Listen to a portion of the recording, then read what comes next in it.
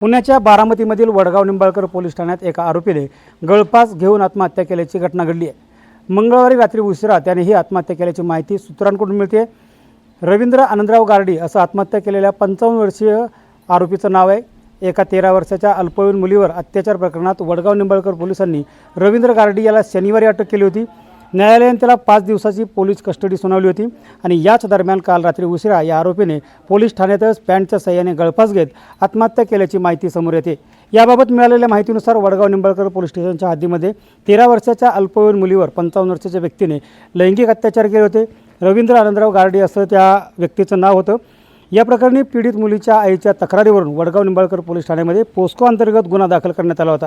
गेल्या अनेक दिवसापासून रवींद्र गारडी हा त्याच्या नात्यातील अल्पवयीन मुलीवर अत्याचार करीत होता अशी माहिती समोर येते। यातूनच ती अल्पवयीन मुलगी गर्भवती देखील राहिली होती। पीडित मुलीच्या कुटुंबातील व्यक्तींनी आणि त्यांनी संगनमताने फलटणमधील एका खासगी रुग्णालयात तिचा गर्भपात देखील करण्यात आला होता अशी माहिती समोर येते आणि यानंतर मुलीच्या आईने वडगाव निंबाळकर पोलीस स्टेशनमध्ये याबाबतची तक्रार दिली होती।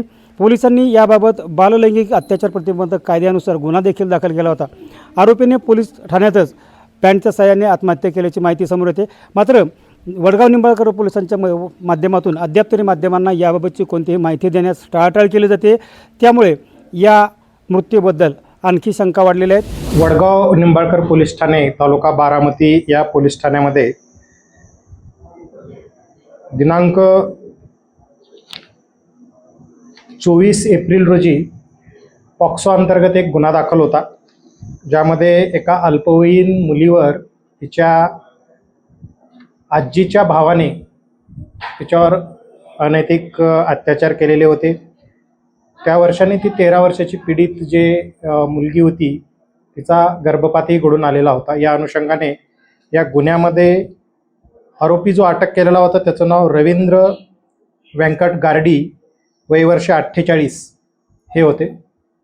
सदरची व्यक्ती अटकेत असताना तिला दिनांक 30 एप्रिलपर्यंत पोलीस कोठडी देण्यात आलेली होती। आज दिनांक 28 एप्रिल रोजी सकाळी 7:08च्या सुमारास सदर आरोपी यांनी पोलीस स्टेशनच्या लॉकअपमध्ये पोलीस स्टेशनच्या अंतराला जी चादर दिलेली होती ती चादर फाडून लॉकअपच्या गेटला त्याने गळफास घेतल्याचं निदर्शनास आलं। सदरवेळी जो लॉकअप गार्ड होता तो फ्रेश होण्यासाठी गेलेला होता आणि दरम्यानच्या कालावधीमध्ये तो गळफास घेतल्याचं दिसून आल्यानंतर त्याला ताबडतोब होळ येथील वैद्यकीय रुग्णालयात त्याला दाखल करण्यात आले आणि डॉक्टरांनी तपासून त्यांना मयत घोषित केलेला आहे। या अनुषंगाने पोलीस स्टेशनमध्ये अकस्मात मयत दाखल केलेला आहे। पुढील प्रक्रियेच्या अनुषंगाने जे ज्युडिशियल मॅजिस्ट्रेट आहेत ते इन्क्वेस्ट करणार आहेत। ससून हॉस्पिटल येथे त्यांचं डॉक्टराच्या पॅनलमार्फत पोस्टमॉर्टम करण्यात येईल।